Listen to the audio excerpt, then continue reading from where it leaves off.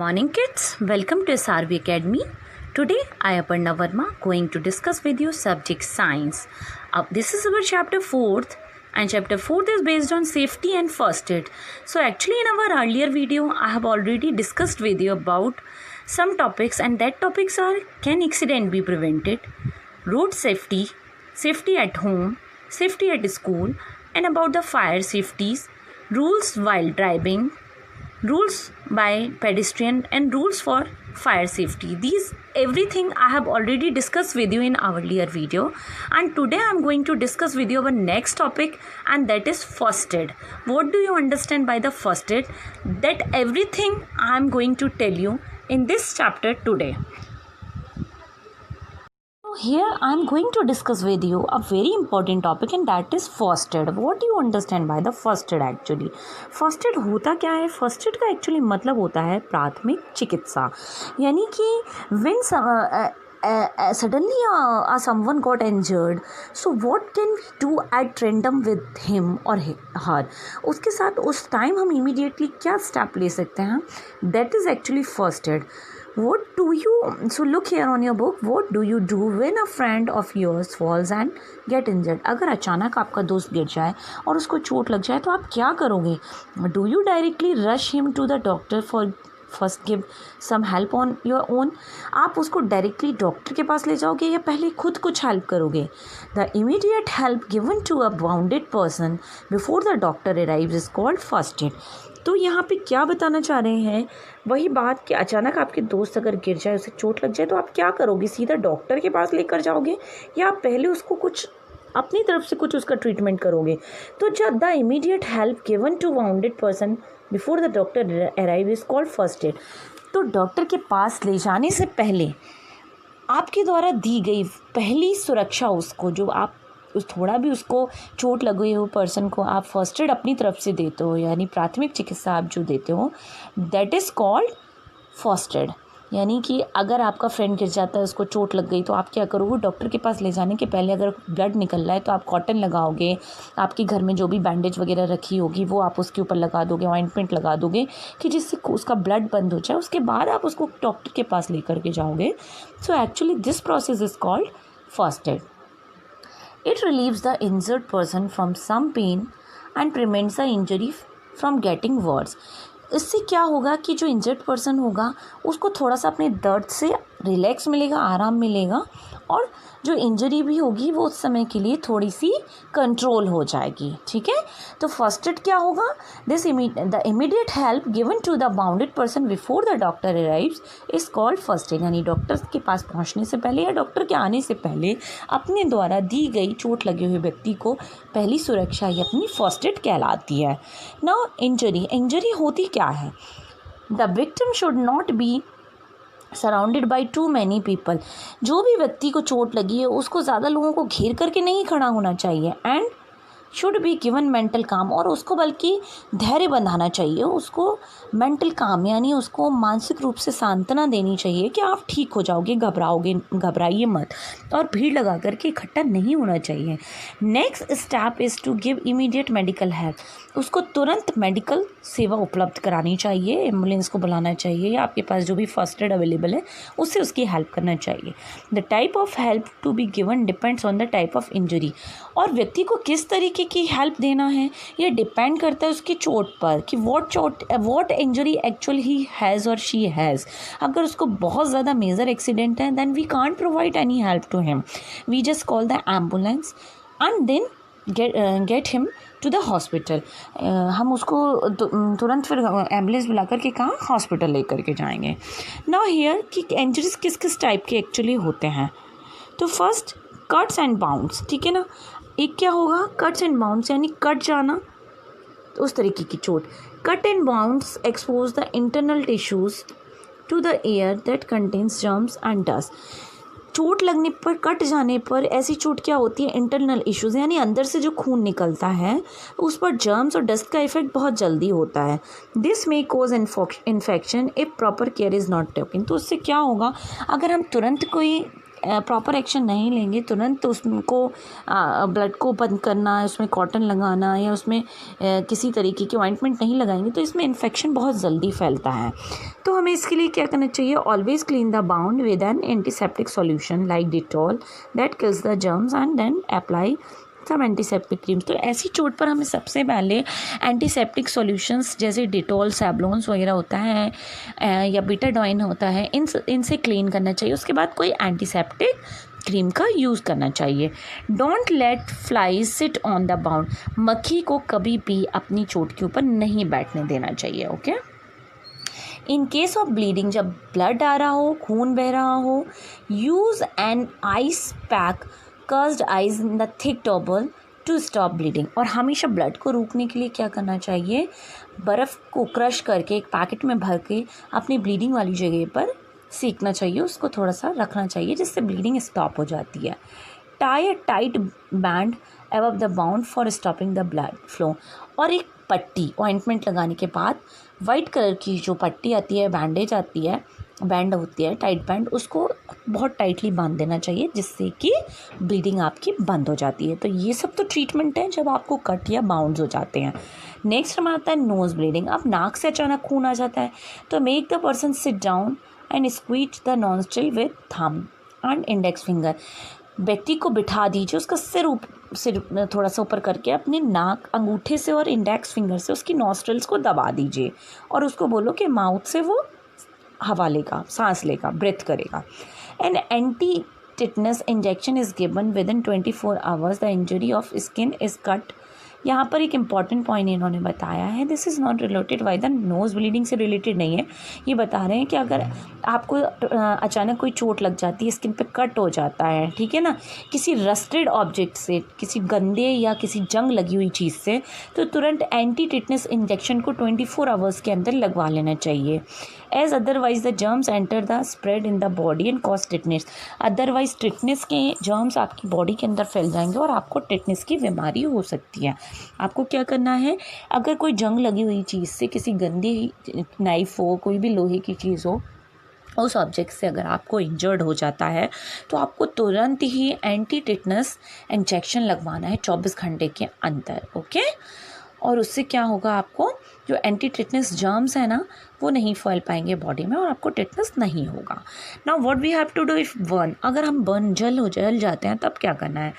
When the skin gets exposed to high temperature, the outer layer of the skin gets removed and expose the inner sensitive layers to the germ and dirt।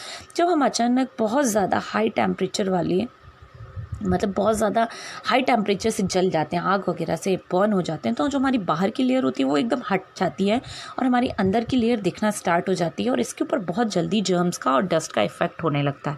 तो in case of वन, immediately wash the wound part with the cold water. जैसे ही आप जलो, तुरंत सबसे पहले step आपको क्या करना है कि अपने जले हुए हिस्से को बहुत ठंडे पानी से, कोल्ड वाटर से तुरंत आप वॉश करेंगे। Then apply the antiseptic like Burnol. ठीक है, हमको क्या करना है, तुरंत एंटीसेप्टिक अप्लाई करना है बर्नॉल अपनी कटी हुई जगह पे। If antiseptic is not available, use the mixture of baking soda and water to burnt area. अगर आपके पास एंटीसेप्टिक बर्नॉल नहीं है तो बेकिंग सोडा को पानी के साथ मिला करके उसका मिक्सचर बना करके अपनी जली हुई जगह पर यूज़ करिए। Then never prick the blisters माने आपके जो फफोले पड़ जाते हैं, उनके साथ छिड़कान मत करिए arise after burns as it expose the inner sensitive tissues of germ. क्योंकि आप उसको छेड़ोगे तो वो फट जाएंगे और आपके अंदर की जो सेंसिटिव स्किन है वो बाहर आ जाएगी और वो जर्म्स की कांटेक्ट में आ जाएगी जो कि आपके लिए हार्मफुल होगी। तो आपको क्या करना है, जलने के बाद जो हमारे फलक पड़ जाते हैं, ब्लिस्टर होते हैं, उनके साथ नोचो मत, उनके साथ छिड़खान नहीं करना आपको। ठीक है। नेक्स्ट यहाँ पर आपको एक इम्पॉर्टेंट पॉइंट बताया है कि turmeric and aloe vera have natural healing capacity. Turmeric acts as an antiseptic and heals the body very quickly. जो हल्दी और एलोवेरा होती है वो भी हमारे घाव को भरने के लिए बहुत ही एक नेचुरल इफेक्टिव थिंग्स होता है जो कि बॉडी में होने वाले किसी भी इन्फेक्शन को बहुत जल्दी भरते हैं और एंटीसेप्टिक का काम करते हैं। Now here sprains and fracture. अब मतलब ये इंजरीज़ हैं बोन्स में, हड्डी में होने वाली इंजरीज़ कौन कौन सी होती हैं, तो ये होती हैं स्प्रेन और फ्रैक्चर। स्प्रेन होता है फ्रैक्चर। तो स्प्रेन एक्चुअली क्या होता है, in this the tissue around the bone joint gets torn due to the sudden jerk. अचानक जर्क लग जाने से या शॉक लग जाने से क्या होता है, कम्प्लीटली जो होता है वो हड्डी ब्रेक नहीं होती है, पर जो टिश्यूज़ होते हैं वो डैमेज हो जाते हैं, जैसे हम कभी कभी हिंदी में मोच भी कहते हैं। और जबकि जो फ्रैक्चर होता है, this is the result when there is a crack in the bone. हड्डी का टूटना हमारा फ्रैक्चर होता है। Both lead the swelling around the affected area and movement about the day. दोनों में ही क्या होता है, सूजन आ जाती है, स्वेलिंग हो जाती है अफेक्टेड एरिया में, और हमें मूवमेंट करने में बहुत ज़्यादा दर्द होता है। हम वो एरिया को घुमा नहीं सकते जहाँ हमको स्प्रेन हो जाए या फ्रैक्चर हो जाए। Apply an ice pack to the sprained area to reduce pain. हमेशा बर्फ़ की सिकाई करनी चाहिए अपने स्प्रेन्ड एरिया को, जहाँ चोट लग गई है, सूजन आ गई है, टिश्यू डैमेज हो गए हैं, ऐसे एरिया में बर्फ़ से सिकाई करनी चाहिए। Restrict the movement of the affected part and apply pain relieving ointment. हमेशा हमें फ्रैक्चर में क्या करना है, बिल्कुल भी घुमाना नहीं है, बिल्कुल भी उस एरिया को मतलब मूवमेंट नहीं करना है, उसमें पेन रिलीफिंग ऑइंटमेंट लगा करके रिलैक्स करना है। और जब स्प्रेन होता है उसमें apply a pain relieving ointment and tie the affected area with a Krebs bandage. हमें अपने स्प्रेन वाले एरिया में भी क्या करना है, पेन रिलीफिंग ऑइंटमेंट को लगा करके जो हमारी क्रैप बैंडेज आती हैं उनको टाइटली वहाँ पर बाउंड करके आपको रिलैक्स देना है। Use a splint to give support to the fracture bone. Split हमारी क्या होती हैं, एक तरीके की पट्टी जो गले से हम मतलब एक तिकोनी टाइप की पट्टी या फ्रैक्चर बैंड जिसे हम कहते हैं वो लगा करके आपको फ्रैक्चर्ड एरिया को रिलीफ देना है, ठीक है। नेक्स्ट हम स्प्रेन में बात करते हैं। This provide the support to the affected area. हम क्रैप बैंडेज मान लेते हैं तो वो क्या करता है, हमारे अफेक्टेड एरिया को सपोर्ट देता है।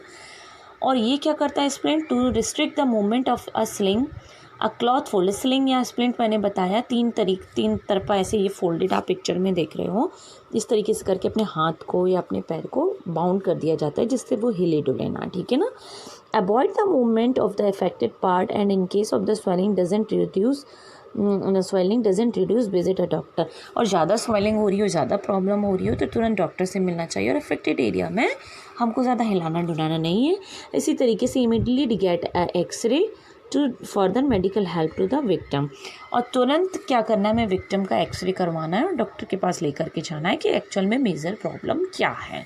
तो ये हमारे स्प्रेन और फ्रैक्चर में डिफरेंस है। Sprain means injured of the tissues का डैमेज होना, और फ्रैक्चर मीन्स हड्डी का टूटना। नेक्स्ट हमारी इंजरीज आती हैं, नेक्स्ट हमारी जो आती है वो होती है एनिमल बाइट, यानी कोई जानवर अगर काट लेता है। Animal bite is very dangerous as bites of the various insects and animals is poisonous and can be cause death. Yes, animals का काटना हमारे लिए बहुत डेंजरस होता है। कभी कभी कई सारे इसमें ऐसे इंसेक्ट्स भी होते हैं जो बहुत पॉइजनस होते हैं और जिनके कारण क्या होती है, डेथ भी हो जाती है। So let's talk about the dog bite. सबसे पहले कुत्ते का काटना हम यहाँ डिस्कस करते हैं। क्या करना है अगर डॉग आपको काट ले, wash the bound area with water and antiseptic as the saliva of dog contain harmful germs which can causes rabies।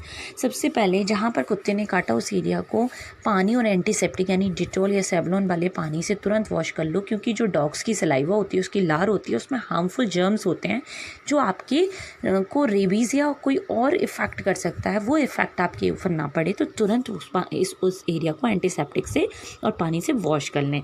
Then apply antiseptic, उसके ऊपर फिर एंटीसेप्टिक क्रीम लगाएं and then immediately visit to the doctor. Doctor भी तो हमें जाना ही जाना है, ओके। Next insect bite. अगर कोई इंसेक्ट अगर हमें बाइट कर लेता है तब हमें क्या करना है, in case a honey bee और वास्प बाइट पे, यानी हनी बी मधुमक्खी या वर्ग जिसे हम कहते हैं वो काट ले, तो remove the sting using a teenager. एक चिमटी की सहायता से हम क्या करेंगे, उसके ट्वीज़र की सहायता से या चिमटी की सहायता से उसके पहले तो डंक को निकाल लो। This removes the sting and prevents it from the spreading. तो वो क्या होगा, जैसे ही डंक निकलेगा तो उसका जो भी जहर होगा उसको फैलने से वो रोकेगा। Wash the विटन area with the shop. काटे हुए एरिया को तुरंत साबुन से धो लीजिए। सोप न्यूट्रलाइज द स्टिंग और the chemical release by the insect, क्योंकि वो साबुन क्या करेगा, जो उसके डंक के द्वारा जो भी केमिकल रिलीज़ हुआ इंसेक्ट बाइट से उसको पूरे बॉडी में फैलने से रोक लगेगा, ठीक है ना, और न्यूट्रलाइज कर देगा, ठीक है।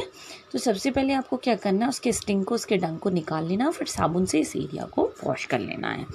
नेक्स्ट हमारा आता है स्नेक बाइट्स। स्नेक बाइट हो तो क्या करना है, तो first step should to stop the poison from spreading the entire body as a snake poison directly affect the nervous system and lead to the death. सबसे पहले हमें उस व्यक्ति के पूरे शरीर में जहर को फैलने से रोकना है, क्योंकि अगर पूरी बॉडी पर जहर का इफेक्ट हो जाएगा तो वो सबसे पहले हमारे नर्वस सिस्टम पे अफेक्ट करता है, जिससे पर्सन की डेथ भी हो जाती है। तो उसके लिए हमें क्या करना है, for this a tight bandage, जिसको हम टॉर्निक्विट भी कहते हैं, a tied a little above the bitten area to stop the blood from circulating in the area and spread of poison can be. सबसे पहले हमें जिस एरिया में सांप ने काटा है उसे एक टाइट बैंडेज से, जिसे हम टॉर्निक्विट भी कहते हैं, इतना टाइट बांध देना चाहिए कि वो सांप का जहर वो पूरे ब्लड में सर्कुलेट ना हो, ठीक है।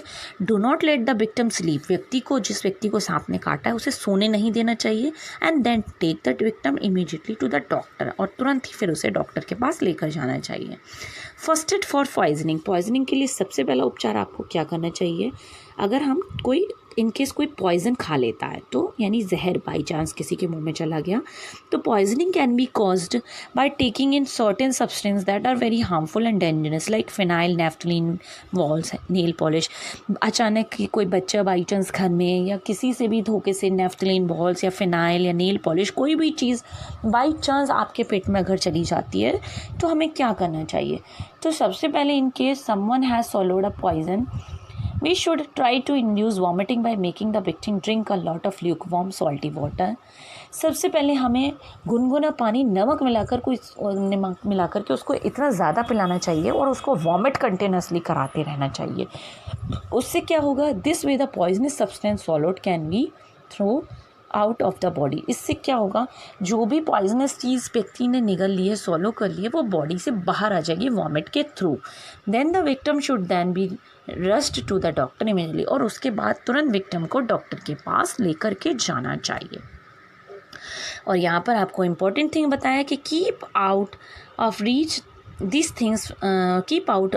Of children. ऐसी चीज़ें चिल्ड्रन से, बच्चों से दूर रखना चाहिए। फिनाइल हुआ, नील पॉलिश हुआ, नेफ्थलीन बॉयल्स हुए, डिटर्जेंट हुए, इन चीज़ों के निगलने से हमारी डेथ भी हो सकती है। These are poisonous and harmful to our body. Okay, so here I have completed this topic with you, and this topic is very important for you. First aid is a very important for you because not for your chapter, not this is not only related to your chapter only beta, this is also a very important for your general knowledge.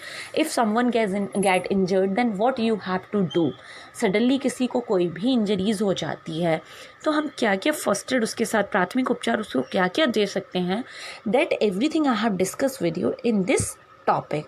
So read this topic carefully, and if you have any doubt then you can ask me. So thank you and have a nice day, kids.